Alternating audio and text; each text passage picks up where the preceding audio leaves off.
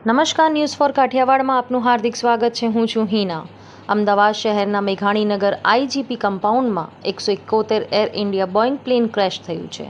આ plane 1:38 take off થયું અને 1:40 ક્રેશ થઈને બિલ્ડિંગમાં અથડાયું હતું। આ પ્લેનમાં 245 જેટલા પેસેન્જર અને કાર્ગો પણ હતું।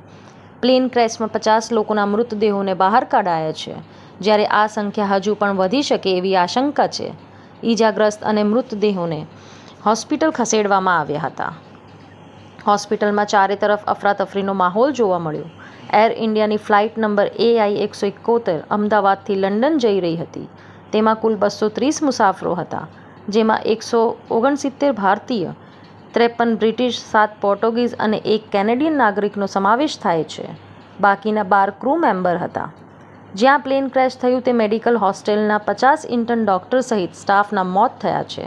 સમાચાર એજન્સી ANI એ પોલીસ કમિશનરને ટાંકીને જણાવ્યું હતું કે ભારતીય મૂળના બ્રિટિશ નાગરિક રમેશ વિશ્વાસ કુમાર, જે વિમાનની સીટ નંબર 11A પર બેઠેલા હતા, તે અકસ્માતમાં બચી ગયા હતા। તેમનો વિડીયો પણ સામે આવ્યો છે। અગાઉ APએ કહ્યું હતું કે વિમાનમાં સવાર તમામ લોકોના મોત થયા હતા। ગુરુવારે બપોરે અમદાવાદમાં એર ઇન્ડિયાનું બોઇંગ 787 ડ્રીમ લાઇનર વિમાન ક્રેશ થયું। તેમાં 12 ક્રૂ મેમ્બર સહિત 242 લોકો સવાર હતા। અત્યાર સુધીમાં ફક્ત એક જ વ્યક્તિનો આ દુર્ઘટનામાં ચમત્કારિક બચાવ થયો છે। બાકીના બધાના મોત થયા છે। એર ઇન્ડિયાનું બોઇંગ 787 ડ્રીમ લાઇનર વિમાન ક્રેશ થતાં વિમાનમાં સવાર મુસાફરો બળીને ખાખ થઈ ગયા હતા। આ બનાવને પગલે ફાયર બ્રિગેડ, પોલીસ જેવી અનેક ટીમો બચાવ કામગીરી હાથ ધરવામાં આવી હતી। Bureau report, Ranjitsinh Sindh, Ahmedabad. इसके लिए भी एविएशन मंत्री जी ने सूचनाएं दी है। मैं फिर से एक बार राहत काम में जिन जिन एजेंसियों ने त्वरा के साथ बचाव और राहत का काम किया, वो सभी का धन्यवाद करना चाहता हूँ।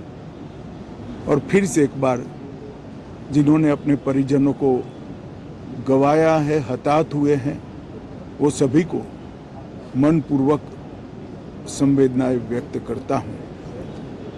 मैं एक बार जरूर कहना चाहता हूँ कि ये एक्सीडेंट है, एक्सीडेंट को कोई रोक नहीं सकता,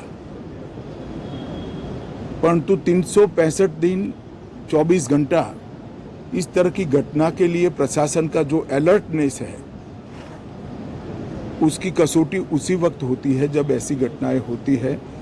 और आज गुजरात के डिजास्टर मैनेजमेंट की तैयारियों का एक प्रकार से दुर्भाग्यपूर्ण तरीके से मगर कसौटी हुआ और बहुत त्वरा के साथ यहाँ पर काम किया गया, वो पूरे देश के मीडिया के सामने और परिजनों के सामने भी आया है।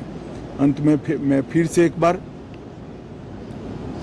सम्माननीय प्रधानमंत्री नरेंद्र मोदी जी की ओर से, भारत सरकार और गुजरात सरकार की ओर से सभी हताहत लोगों के परिजनों के प्रति गहरी संवेदना व्यक्त करता हूं।